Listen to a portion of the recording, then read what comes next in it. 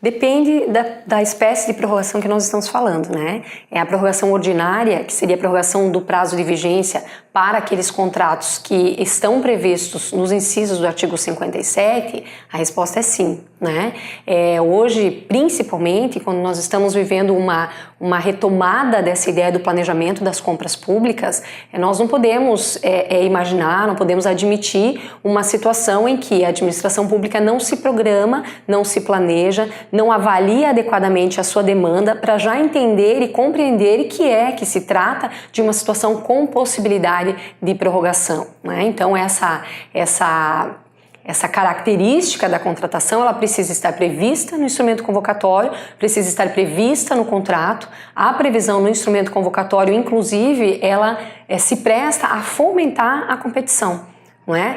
A partir do momento que uma determinada empresa toma conhecimento de um edital em que temos uma licitação para uma contratação que possui um prazo de 12 meses sem prorrogação ou com a possibilidade de prorrogação, os interesses são diferentes, né? O interesse da empresa nessa contratação, em participar da licitação, é diferente, né? Em um e outro caso. Então esse é também, além do argumento do planejamento da contratação, esse é um dos argumentos pelos quais a gente afirma com tranquilidade que é preciso, é necessário que a prorrogação esteja prevista no instrumento convocatório e no contrato. A prorrogação ordinária.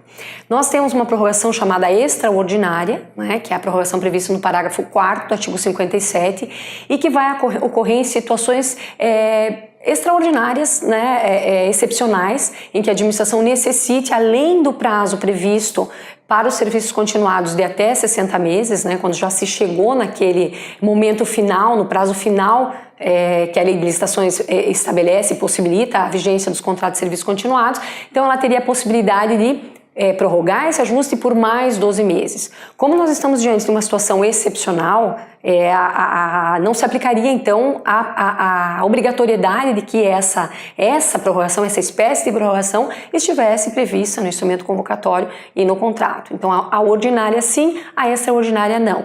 Apenas com uma parte, né? Não seria necessário que nós chegássemos até os 60 meses para que essa prorrogação pudesse ser realizada. Se o prazo total do contrato foi estabelecido em período menor, vamos imaginar 24 meses, findos esses 24 meses, a administração poderia lançar mão dessa prorrogação extraordinária, mesmo que não houvesse previsão em edital e contrato. Um exemplo, a licitação que já foi iniciada para a nova contratação foi suspensa em razão de uma medida liminar concedida pelo Poder Judiciário, né, buscada por um dos licitantes. A licitação é suspensa e a administração não consegue finalizar a licitação antes ao término do contrato que está em vigor. Então seria uma forma de a administração se valer aí de um dispositivo que permite a satisfação do interesse e a prorrogação de uma forma lícita, né? Outra possibilidade de prorrogação, nós podemos falar também, é a prorrogação dos prazos de execução. O contrato administrativo possui o prazo de vigência e o prazo de execução. O prazo de vigência é o período de duração e o prazo de execução é o tempo estabelecido para o contratado para que ele desenvolva os serviços, preste os serviços, entregue o objeto, enfim, né?